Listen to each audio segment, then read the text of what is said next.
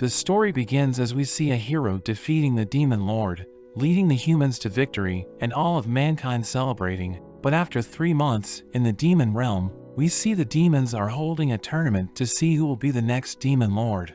However, we see a man named Helck participating in the tournament, and he takes out his opponents with just his bare hands. We meet Vermilio, the organizer of the tournament and one of the 4 demon generals. Her assistant Han shows her footage from the preliminary rounds, and he notes that the participants have an average level of 45, which is a record high for them, so Vermilio has high expectations. But when she starts watching the fights, she soon notices Helck. Han notes that Helck is the favorite to win, but Vermilio starts freaking out, wondering why a human was allowed to participate. Han mentions anyone was allowed to participate, but Vermilio thinks it should have been obvious that humans weren't allowed since they are their mortal enemies. Han tells her not to worry, showing her Helck's victory interview, where he claims to despise humans, and that he wants to destroy them all. Vermilio thinks he's obviously lying, thinking they are in trouble, but Han reveals the deep green contract, which all participants have signed, and it nullifies all attacks that are made against people outside the ring. Vermilio is still suspicious, and thinks Helck's plan must be to take out all their potential demon lord candidates, but as she watches his fight, Helck helps his opponent up, and even compliments him. Vermilio gets pissed off, wondering what he's after, and she thinks that the demons would never accept him, but we see the crowd cheering for him.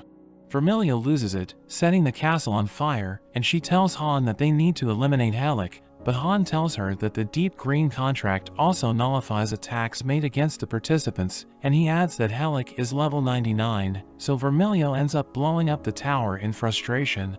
Vermilio thinks Helck is definitely going to win since he's so strong, but Han suggests they can change the format of the tournament, saying they could make the next round a card stacking competition, and he even plans to give Helck the more glossy cards. Meanwhile, in the human realm, we meet Asta, a demon spy working for Vermilio, who is on a mission to find out more about Helck. But when she investigates the village, she doesn't find a single person. Back at the arena, the participants are given a desk and deck of cards as the next round begins. The announcer explains that only the top 10 will advance, and we see Helck struggling. Vermilio gets excited seeing this, but Helck suddenly puts his hands together, trying to focus. He raises his hands, creating a powerful gust of wind and knocking down everyone else's card stack.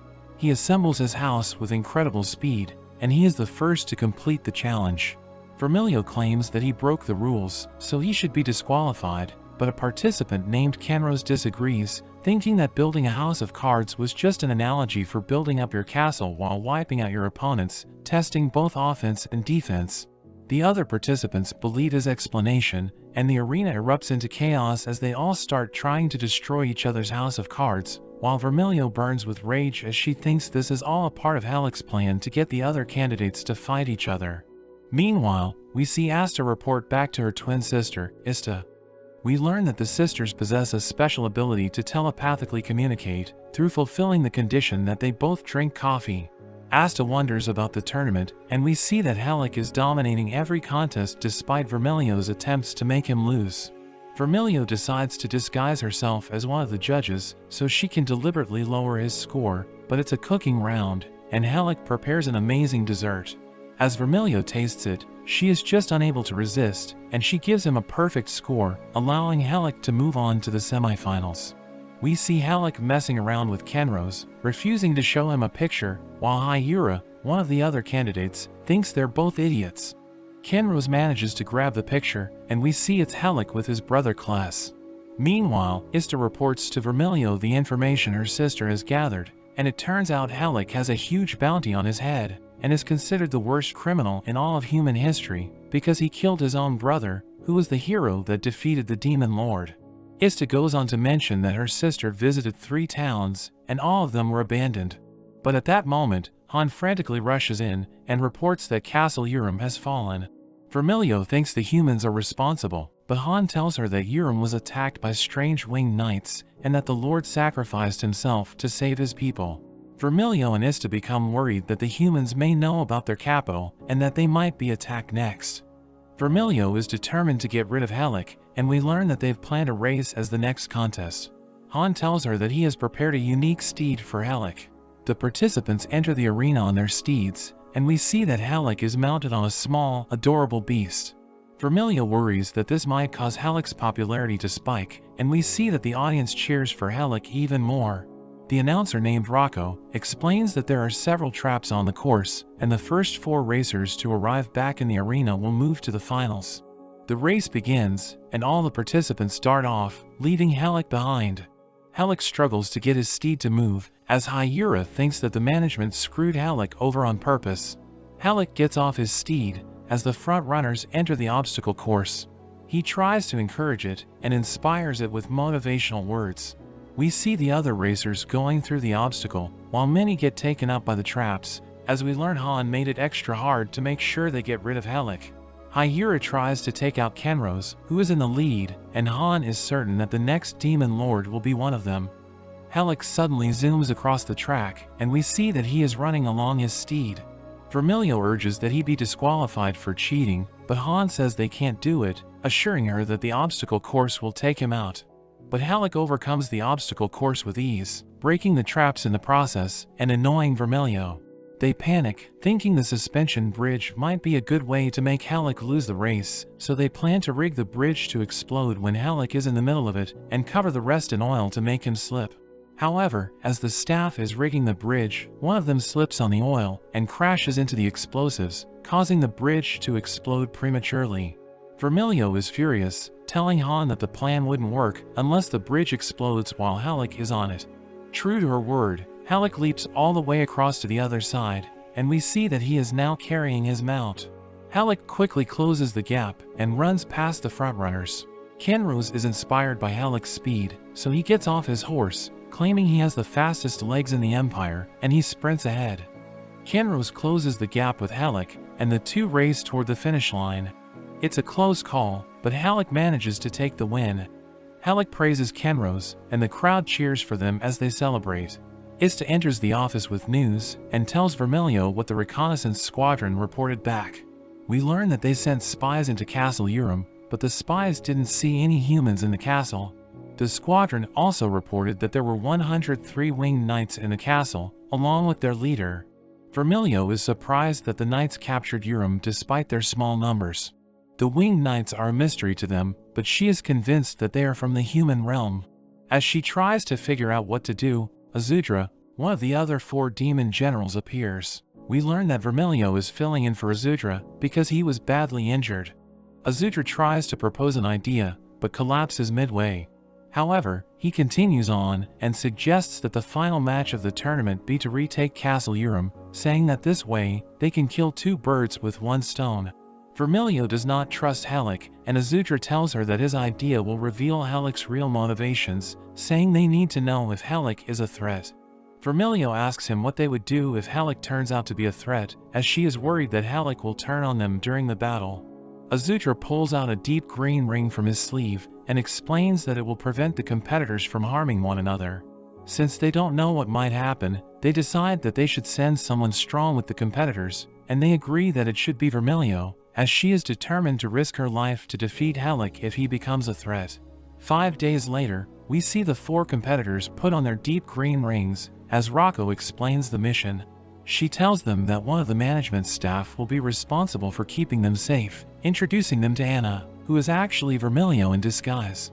Vermilio gives a short speech, and Hyura thinks that she looks familiar. Helck looks at her and recognizes her as the judge from the cooking contest, and she reluctantly shakes his hand. We see Asta in a field deep inside the human realm as she compares it to the Empire. We learn that the Empire is covered in an invisible toxin, and all the people live inside a barrier to stay safe. Meanwhile, Vermilio and the 4 competitors leave for Castle Urim as Asta also embarks on her journey. Hyura dispatches several bug-like creatures, but even more monsters appear around them.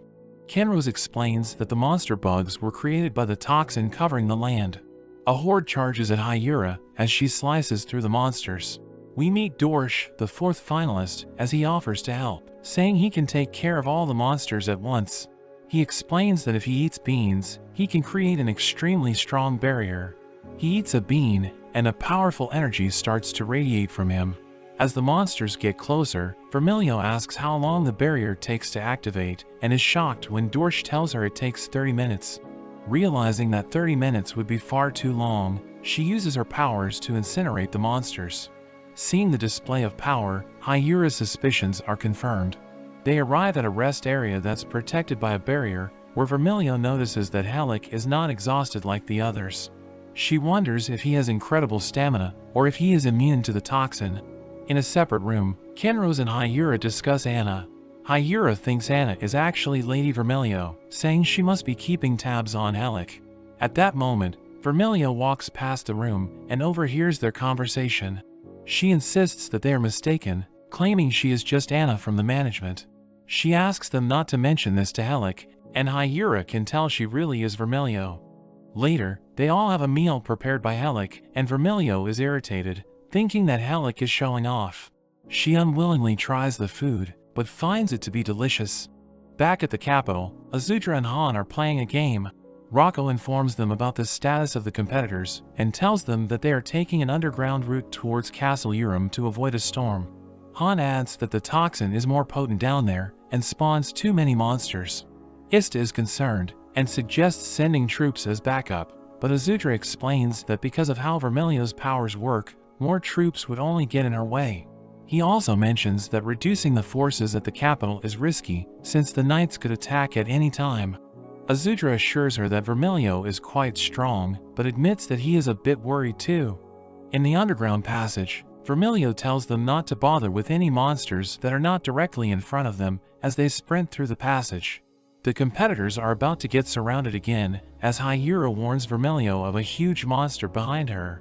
We learn that this particular monster is a New World life form, which appears in places where the toxin is potent.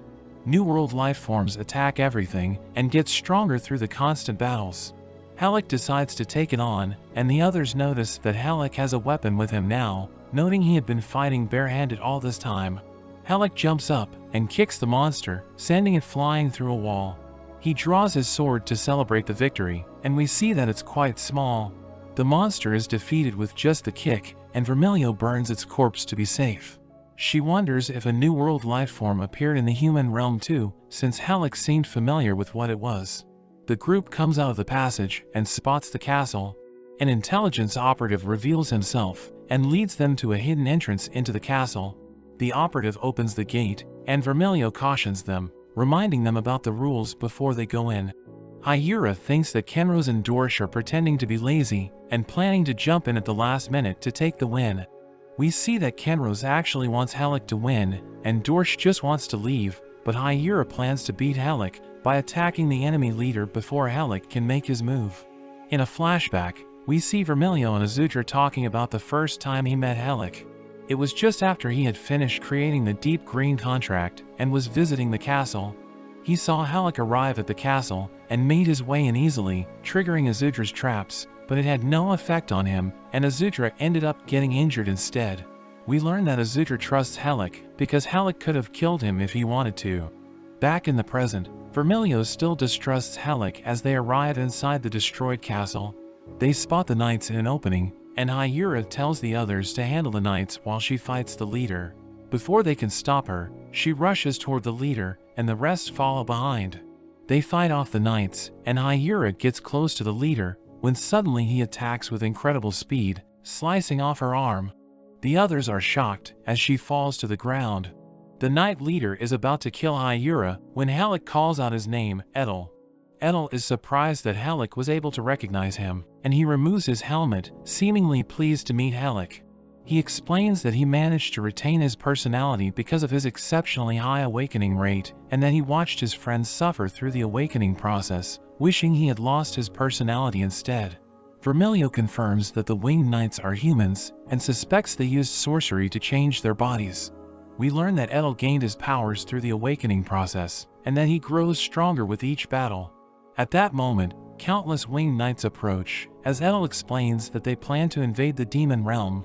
A knight attacks Vermilio, but she instantly burns it, thinking that even with the awakening, a single hero is a much greater threat than the winged knights, but Edel reveals that they have awakened as heroes.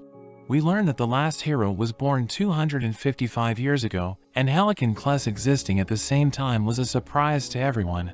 Vermilio is confused because the knights are not strong enough to be heroes, but fears that they might get stronger with time, and if multiple heroes emerge, then the Empire would be doomed. The knights surround the demons, and as Edel is giving his speech, Hyura sneaks up from behind, slicing his wing off. We see that Hyura has regenerated her arm, as she is a member of the Ahad tribe, which is composed of demons with strong regenerative powers. Hyura engages Edel in combat, as Vermilio guesses that Hyura didn't immediately kill Edel, so that she could get a chance to gauge Helck's allegiance. Hyura fights Edel, and slices off his other wing, thinking that the hero abilities aren't so strong after just awakening. Vermilio realizes that the knights are still weak. She uses a multi-summoning technique to summon massive fire attacks, taking out a number of the knights. She stops herself from blowing all of them up, because she needs to consider the tournament finals. Edel is amazed at her power, and Hyura tells him that she's just a staff member for management, surprising him even further. Hyura lies to Edel, and makes him believe that the Demon Empire is filled with people as strong as Vermilio. She tells Edel to apologize, but he refuses, so she goes to strike him down. However, Helck blocks her sword, and Vermilio thinks he is their enemy. Helck explains that killing winged knights is a bad idea, but at that moment, a feather pierces through Edel's body. We see another winged knight flying over the battlefield, who was the one who attacked Edel. Edel mentions that the pathway was nearly finished, but before anyone can make sense of it, Helck yells for everyone to get back, as the ground collapses beneath them. The group falls into an underground area, and we learn that it contains a barrier stone that keeps the toxins out, and a gate created with an ancient spatial teleportation spell. Kinrose guesses that the human realm lies at the other side of the gate, as the gate starts to draw everything into it. Vermilio explains that the spell has failed, and the gate is out of control, so they need to close it. At that moment, Dorsch activates his barrier to protect them from getting sucked in. He explains that his max power barrier is usually bigger, but the gate is even absorbing his barrier. Vermilio realizes that the gate is drawing power from the barrier stones, and plans to destroy it. She runs out of Dorsch's barrier to reach the stone, and she blasts it, but only manages to make a crack. She prepares to fire again, but she gets hit by debris, and she is about to get sucked in. Helck suddenly appears, and runs toward Vermilio, who blasts the stone again, causing it to break. Helck grabs her hand, but they both get sucked in. The stone shatters completely, and the gate closes. When Vermilio regains consciousness, and wakes up on a beautiful beach, wondering where she is. Vermilio is amazed by the ocean, and thinks they've been transported to the edge of the continent. She stands in the water, and notes that there's no toxin there. She is grateful that she landed in a place with plenty of resources, as she sits by a river, and wonders where Helck is. She finds Helck back at the beach, and we see he has built an entire house. A talking bird distracts Vermilio, and Helck finds her hiding in the bushes. Vermilio doesn't trust him, so she prepares for a fight. Helck explains that he built the house as a base of operation, since they can't get back to the demon realm anytime soon. Helck reveals that they're on an island, and he is certain because he went around the entire area to check. Vermilio wonders if there's a way back, when it suddenly starts raining. Helck and the bird run for the house, while Vermilio thinks that at least the Empire is safe from the threat of Helck. Vermilio refuses to go inside the house, but Helck ends up picking her up, and taking her inside. Helck thinks they should build a boat to get off the island. Vermilio panics, thinking she can't let Helck go back to the demon realm, but has a change of heart, when she realizes that Helck has had plenty of opportunities to kill her, but hasn't done it, choosing to help her instead. She wonders if Helck is truly an ally, as they set out to find food. Back at the capital, Azutra wonders about the Hero Awakening spell. He decides to send a search party to find Vermilio, so she can help fight the humans. Han informs him that most of their soldiers are deployed elsewhere, making it impossible to gather a large search party. Azutra tells them that they will use a locator spell to find her, explaining that the spell is a safety measure that will let them track her location. Han says that they need something belonging to Vermilio to perform the spell, as Azutra admits that he tried to take some of Vermilio's hair when she cut it, but failed. Ista tells them that she kept some of Vermilio's hair as part of a custom. They lay out a map, and use the hair in a wooden figure to perform the spell. The wooden figure moves off the map, suggesting that Vermilio is not on the continent. Back on the island, Vermilio is fishing on a rock as she ponders whether she should simply ask Helck about his motive, but imagines that if he reveals himself as the enemy and they fight, she would lose. The talking bird tells her that she has caught a fish, and Vermilio tries to reel it in. She struggles against a small fish, and the line ends up breaking. Helck dives into the water to help catch the fish, but brings back a completely different animal. Vermilio wakes up in the house the next morning and is still unsure of what she should do. A strange man arrives at the door with a half-eaten breakfast. He tells Vermilio that the village chief had sent it for her, and she is surprised that there is a village on the island. Vermilio asks the man to take her to the village, so he shows it to her. They walk around the village, and we learn that these people are the only ones living on the island. The talking bird finds Vermilio and clings to her, informing her that Helck is out trying to build a boat. She rushes to find him before he escapes the island and spots him in the forest. She watches as Helck exudes a strong aura before chopping down multiple trees with a single blow. He ends up breaking his axe and continues chopping down trees with his bare hands. Vermilio and the bird try to hide behind a rock, but Helck finds them. She asks him if he has any new information and is relieved to find that he doesn't. She spots something on a nearby beach and rushes out to discover the ruins of an ancient castle. Helck tells her that they are everywhere and guesses the island may have been prosperous at some point. Helck quickly builds the boat, and Vermilio remarks that the quality of his work is lower than usual. At that moment, the village chief shows up, seemingly upset, and tells them that they need to talk. The village chief leads them into the forest, and they follow him cautiously. They are later surrounded, and the chief reveals that he's brought them to a welcome party.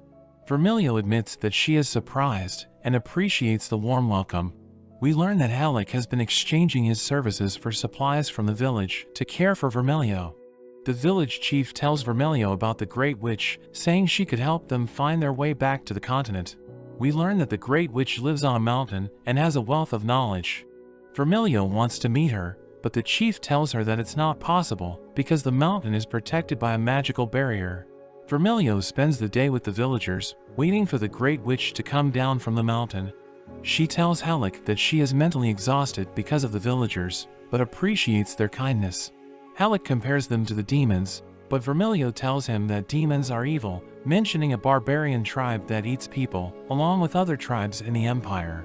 Vermilio asks Helck why he saved her, and he replies that he did it because she was his friend, and that he was grateful that the demons even accepted a human like him. Helck reveals that all his old human friends had become enemies, and that he had been all alone. Vermilio asks Helck if Edel was his friend, and Helck confirms this, saying that Edel was a great person. They head back into the house, and Vermilio asks Helck what he would do when they return, and if he would truly fight the knights, knowing they were his old friends. But he says he has a score to settle. He explains that once a human is awakened, they are no longer human, but simply a weapon that follows the king's orders, and Helck fears they will attack every other race if they aren't stopped. Back at Castle Urim, we see the other competitors fending off monsters, waiting for the management staff to arrive, when suddenly, more winged knights show up. They talk amongst themselves, and Hyura thinks that these knights have high awakening rates because they are able to speak. Hyura tells them that Edel told them everything, so one of the knights asks her if she knows their end goal, asking her where their boss is. Hyura attacks him, but it gets blocked, and she shifts her attention to their archer. A third knight blasts her with a fireball, and she retreats as more knights appear. Hyura and Dorsch plan to fend off the knights and allow Kenros to escape so he can tell the management staff what happened. A voice echoes through the chamber, telling them to stop, and we see Ista and Han appear. Ista jumps down to protect them, slicing through the knights, while Han puts up a barrier for protection. Ista tells them they brought help, and they all make a run for it. The knights chase them to a different area, and they become surrounded. At that moment, Azudra arrives with Rocco. The knights are wary of Azudra, sensing his power, but one of them insults him, causing him to get angry. We learn that Azudra is worried about people fearing him, so he tries to hide his anger. He urges the humans to leave, and suggests that they learn to coexist and avoid fighting. The humans are appalled at the suggestion, but Azudra tells them that they have coexisted peacefully in the past.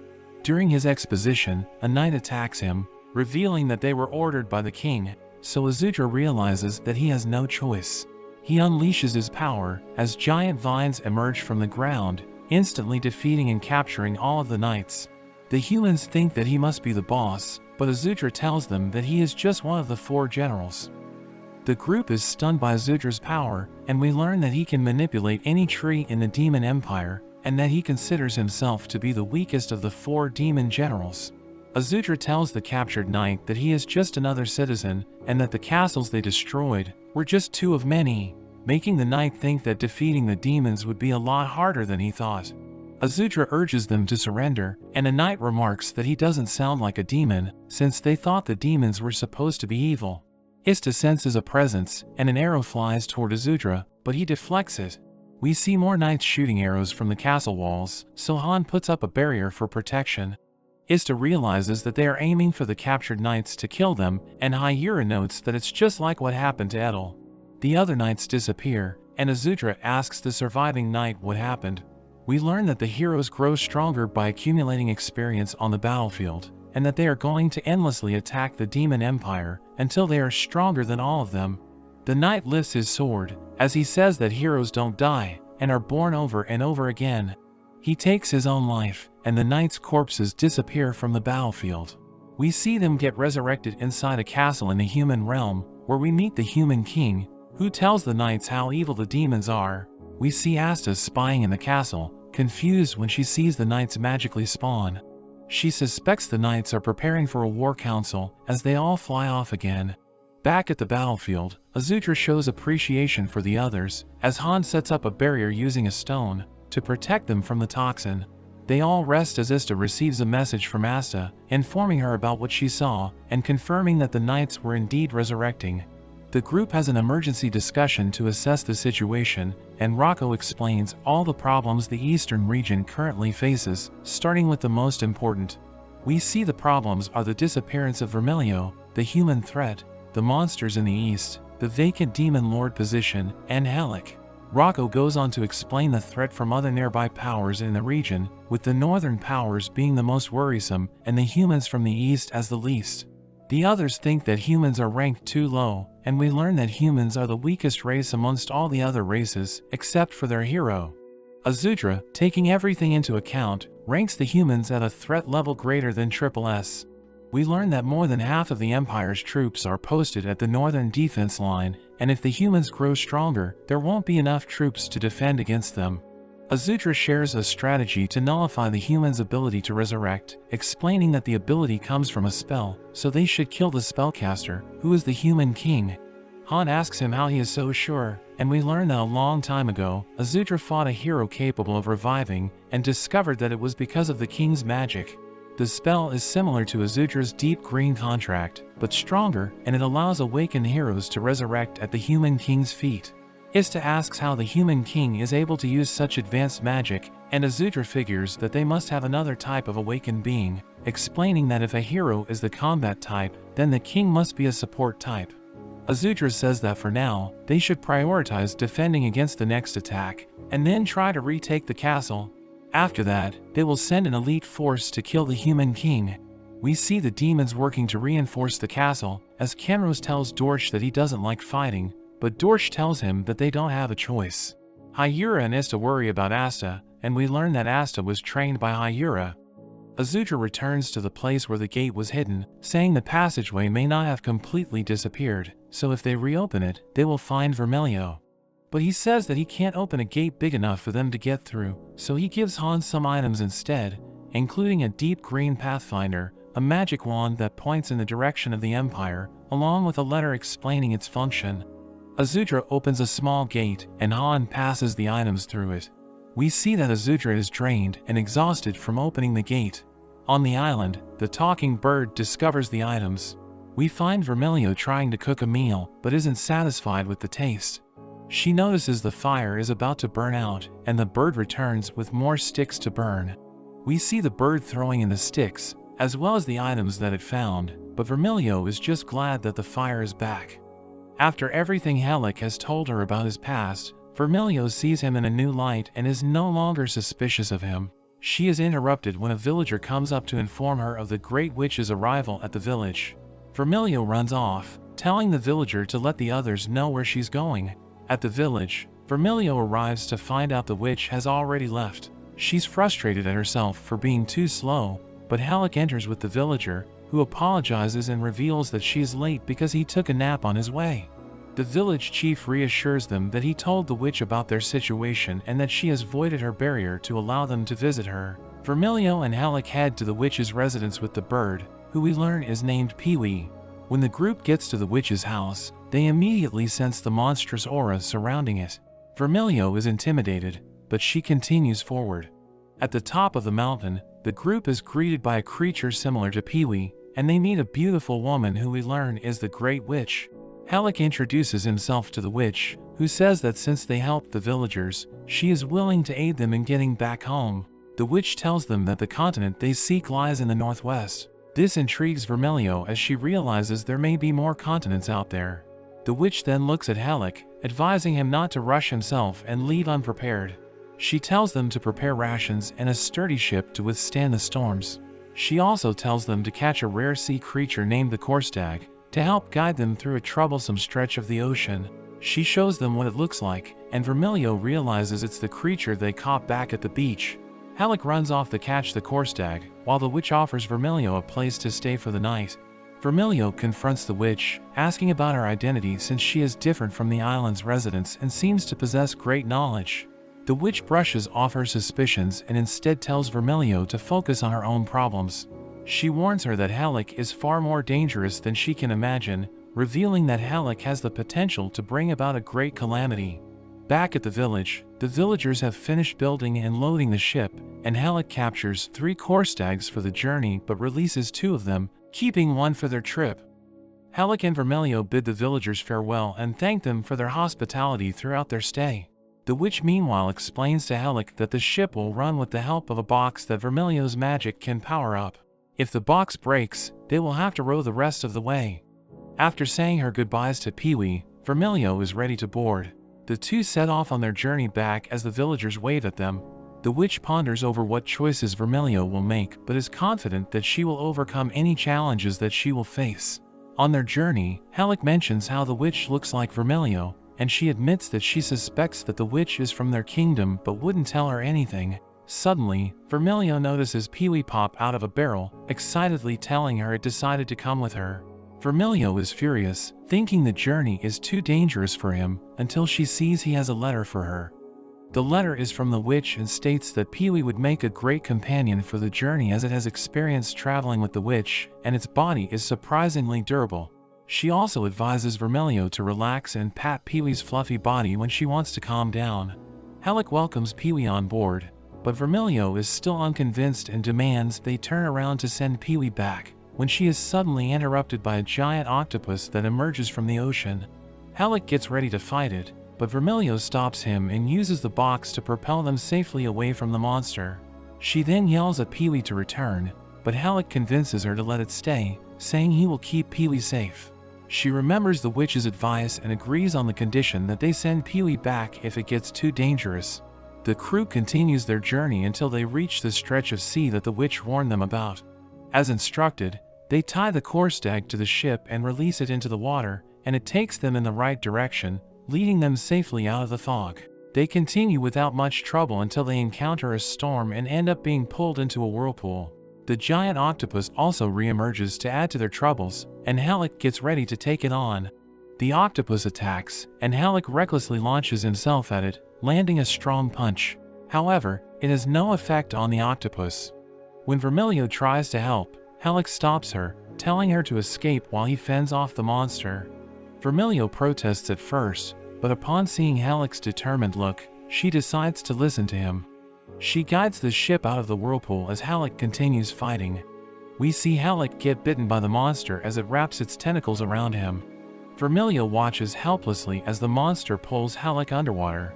She desperately calls for Helck to come back up but gets no response. The storm subsides while Vermilio and Pee-wee wait for Helck, finally accepting that he is gone. Vermilio notices the continent in the distance and arrives at the shore, only to find Helck, who somehow survived and made it to the continent before her. Helck apologizes and explains that when he got sucked into the whirlpool after fending off the monster, he tried to escape and found his way to the continent. Vermilio yells at Helck for his recklessness but expresses her appreciation towards him for risking his life for them. She then forbids him from making any solo moves and storms off toward the ship to start unloading. They get their stuff, release the Korstag into the sea, and then head further into the continent in search of a village where they can get a map. Vermilio senses a presence and stops, thinking that Helck might be responsible, until a fireball flies at her from the forest. Soon, they are surrounded by the natives who try to capture them. Vermilio notices they are weak and timid and decides to comply with them. The barbarians shackle them with wooden cuffs and lead them to their home. Vermilio notices how the place and its people are in rough shape. The captors explain that the kingdom of Auril used to be peaceful and thriving but was brought down by only 50 barbarians from the Toffman tribe. We learn that the Toffman tribe suddenly powered up, and their king gained unimaginable power. The Toffman tribe took over and cursed the Aurelians to look like monsters. They force the tribe into heavy labor and mercilessly punish anyone who doesn't meet the quota by making them find more slaves. Vermilio realizes they captured her group for the same reason and calls them despicable. The Aurelian admits it's wrong, but he is desperate to protect his friends as they run into the Aurelian princess. She notices Vermilio's group and demands the Aurelian soldiers to release them, telling them that she doesn't approve of their actions, no matter how desperate they are to save the tribe. At that moment, the group hears a rumbling noise, which turns out to be the Toffman tribe and their king marching over to the kingdom earlier than expected. The princess warns Vermilio and the others to leave through the rear gate, or they will be in trouble, but they hide nearby to observe the situation. The princess greets the Toffman king, who tells her he's bored and knocks her down.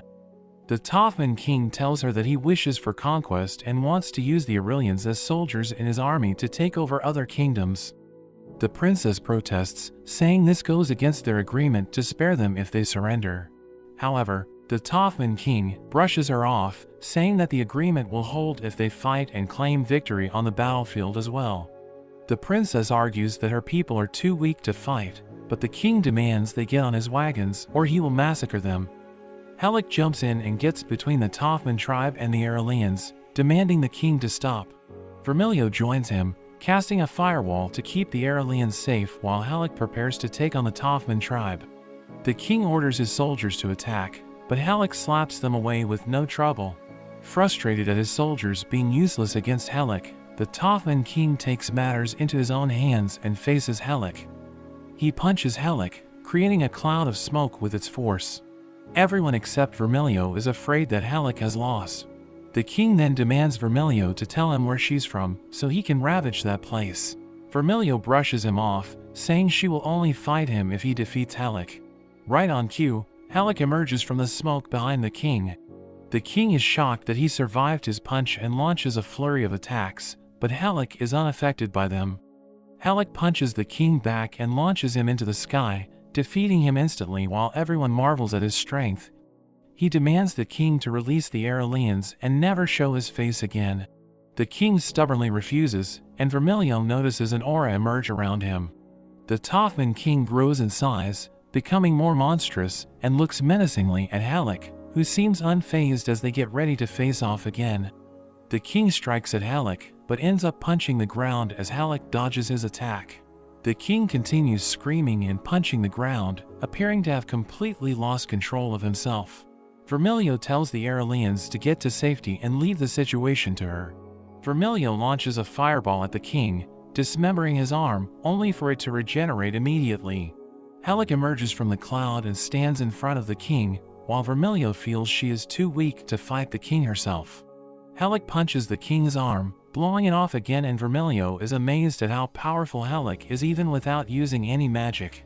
The king stands paralyzed as his body starts crumbling to dust, and Vermilio realizes the battle is over already.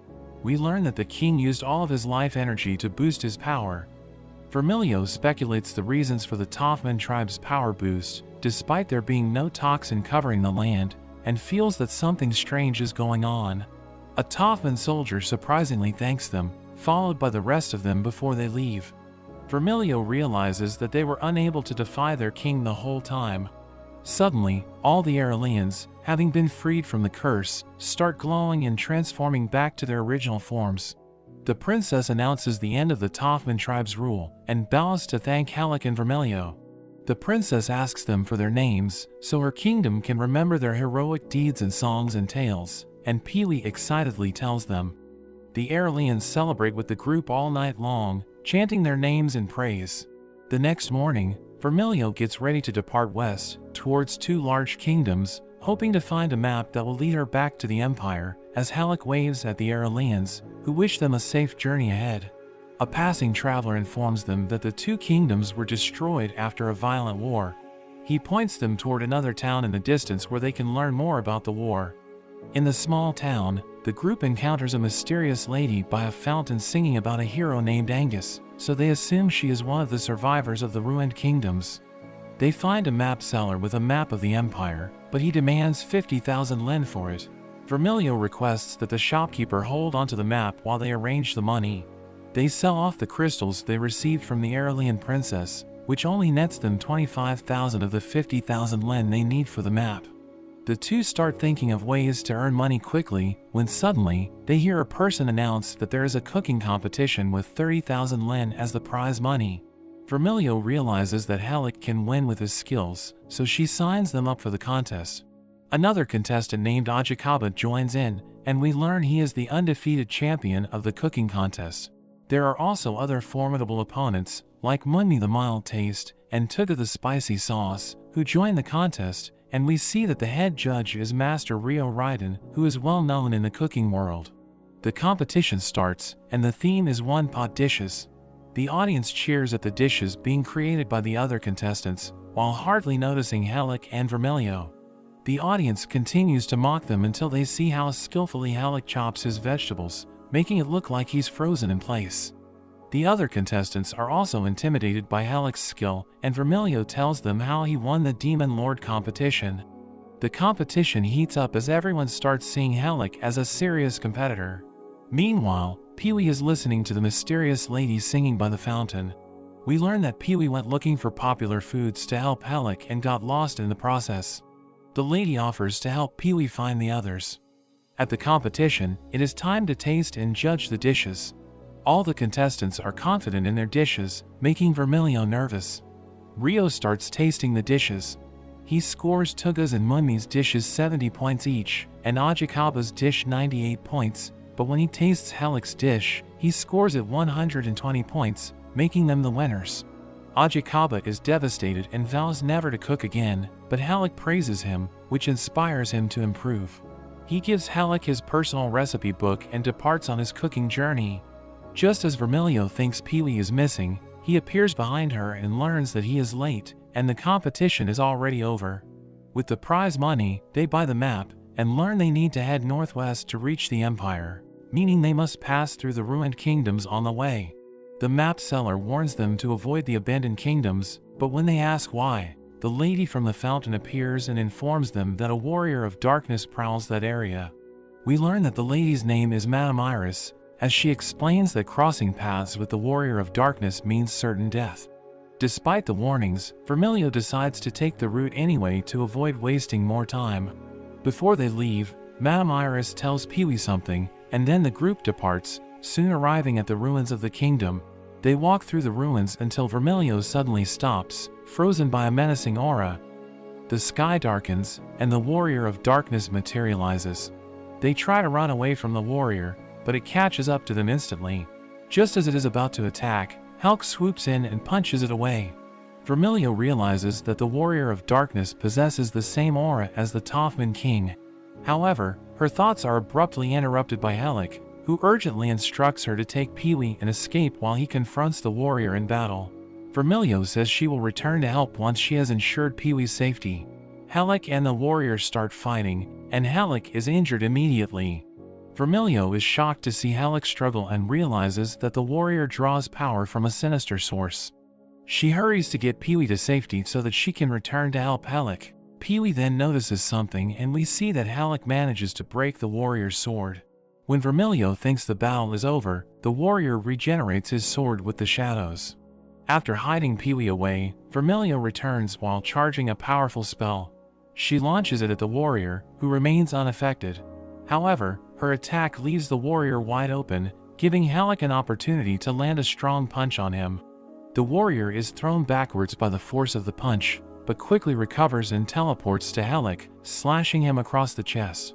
The fight continues as Helck and the warrior exchange blows. Vermilio notices Helck slowing down due to his injuries. Vermilio speculates that the warrior is enchanted with a spell similar to the one used by Zudra, and believes they cannot defeat it without finding the spellcaster. She attempts to flee from the warrior until they can figure out a plan to defeat it, but Helck emerges from behind them and attacks the warrior, and starts beating him. Vermilio notices something is off about Helck and remembers the Great Witch's warning. She yells at Helck to stop, but he ignores her. Pee-wee appears and starts chirping a song, which helps the darkness subside and causes the warrior to stop being hostile. Pee-wee explains that Madame Iris advised him to sing that song in case they ran into trouble. Back to his usual self, Helck walks over to them, and Vermilio checks to see if he's okay. When she tries to heal him, Helck stops her and uses his super recovery mode to heal himself. The warrior of darkness gets up and starts walking away. The group follows him all the way to the ruins of a castle, where several corpses lie. The warrior speaks, explaining that the kingdom only wanted peace, but seeing their loved ones getting murdered enraged them into waging war against the other kingdom. The conflict escalated, and forbidden magic was unleashed, transforming the knights into monstrous beings that slaughtered the kingdoms. In a desperate attempt to protect the survivors, the warrior of darkness was compelled to use the same magic to fight back. However, the people he sought to defend perished, and he descended into madness. The warrior expresses gratitude to the group for freeing him from the curse of darkness, but as he crumbles to dust, he notices Helck's weapon and advises him against possessing it. He then gives Helck his cursed sword to aid him in future battles. In his final moments, the warrior requests the group to sing the song again. However, just as Pee-wee starts singing, Iris stops him and expresses her desire to sing it. She reveals that she followed the group out of curiosity, and is happy to see that they saved the warrior from the curse. She walks over to the warrior and hugs him. We learn that his name is Angus, and he is her older brother.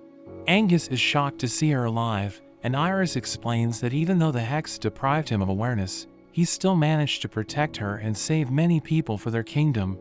Helck leaves with his group so the siblings can be alone, as we hear Iris singing for Angus one last time.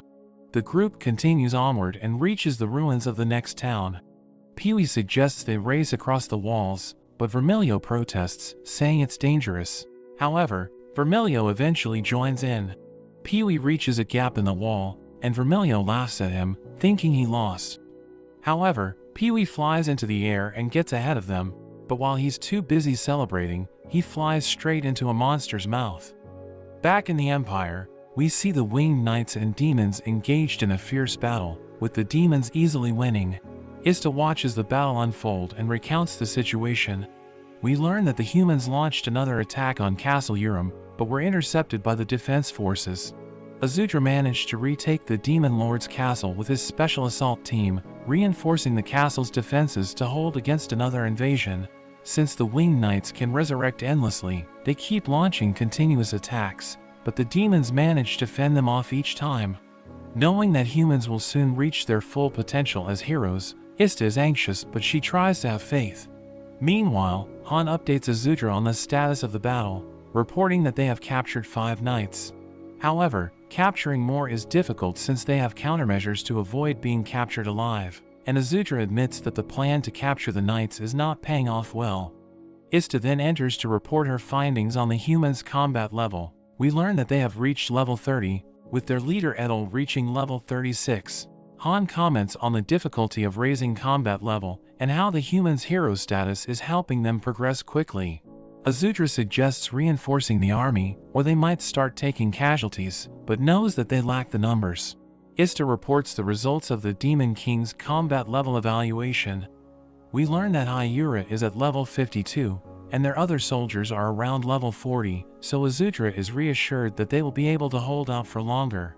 Azudra senses something, but he brushes it off and proceeds to perform his daily ritual to locate Vermilio. Rocco expresses concern that Azudra is exhausting himself by using magic every day.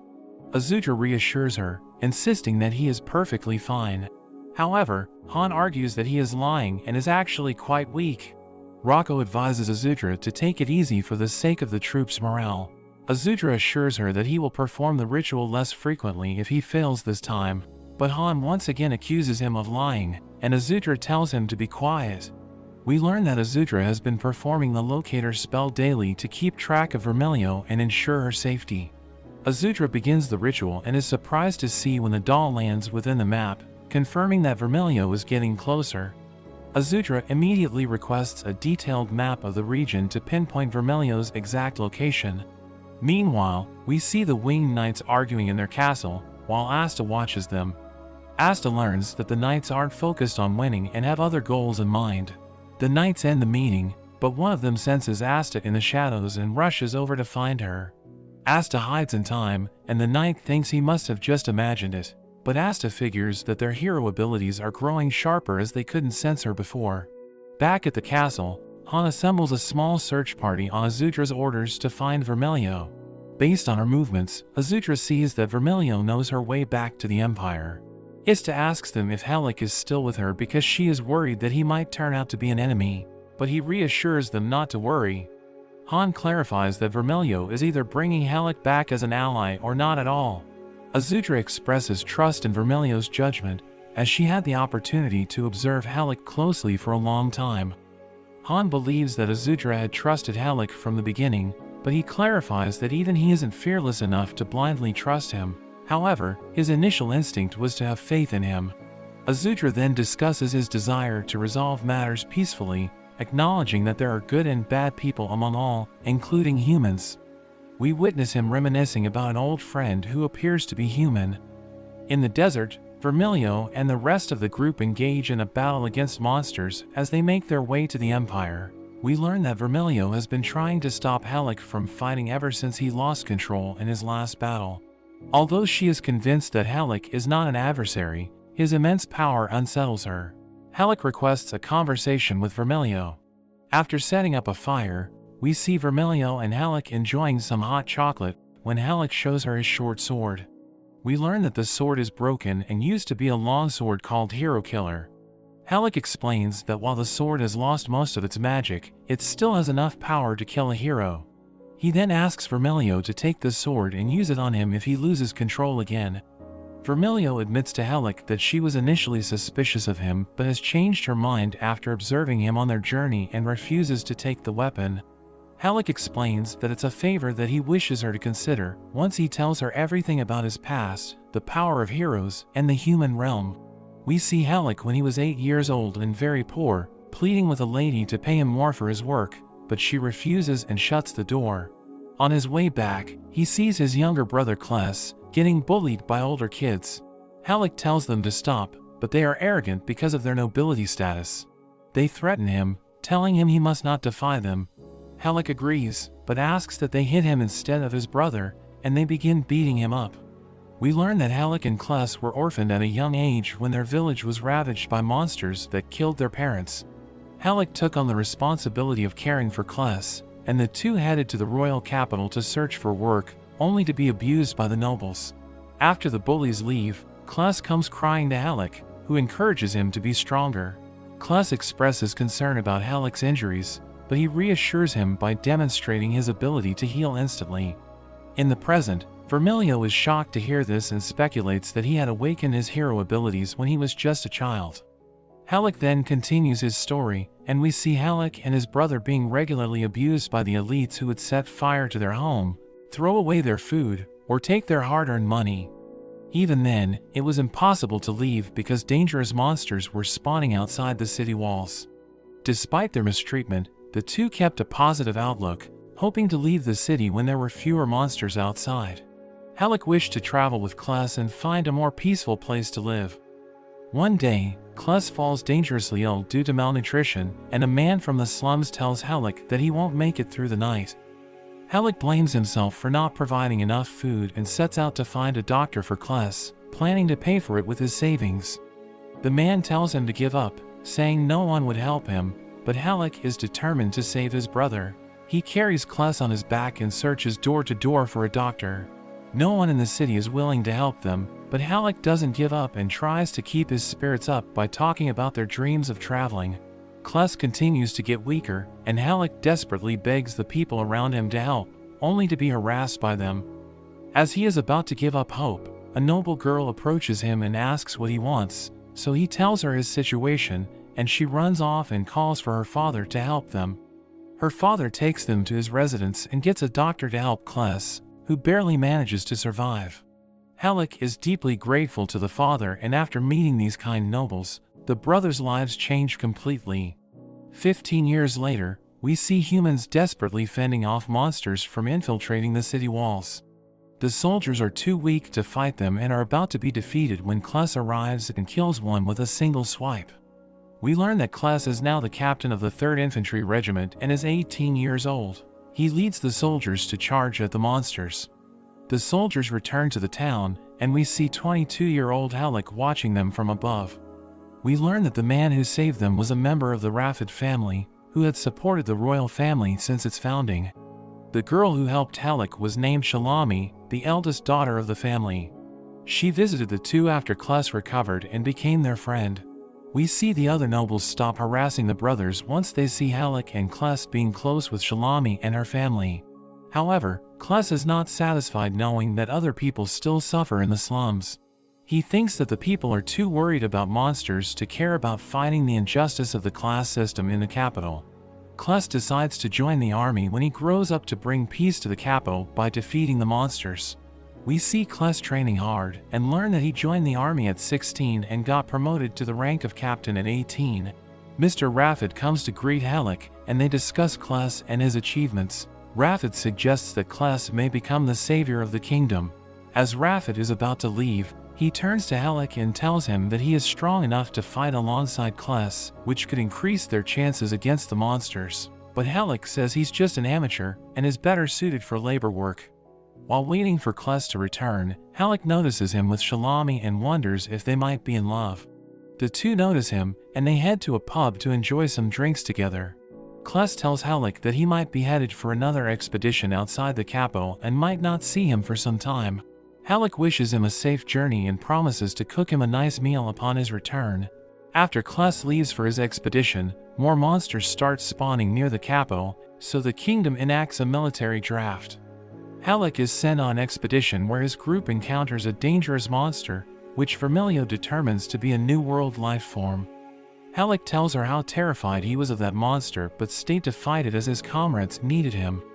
Helck focuses on bearing the monster's attacks instead of fighting back and realizes he can withstand its attacks.